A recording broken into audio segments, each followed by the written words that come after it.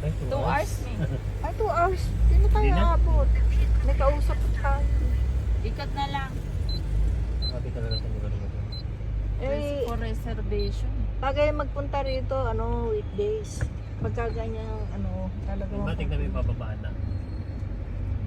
Doon sila umakyat. Diyan kami umakyat. Ayun ni Balbal. Sabi nga ni Balbal eh. Hindi ka pa ba bababa ng bisikleta? grabe ka naman. Parang pinasubo mo si Balbal agad. Dito kami dumaan. Pauwi. Pag ako nun, di kita babatiin isang linggo. Ay, buti na lang. Walang sakit yun. Dito, matarik. Biruin mo, ang layo na dyan. Sa Picos papunta. Kaya Na doon pa ano. Ayun Para yan. ano yun. Pero nakapasok pa siya sa resort. Hindi. Hindi. Day off niya nun. Okay. Hindi, pagkatapos, nagkasakit. Nakapasok naman kagabi. Ay, nung sa gabi.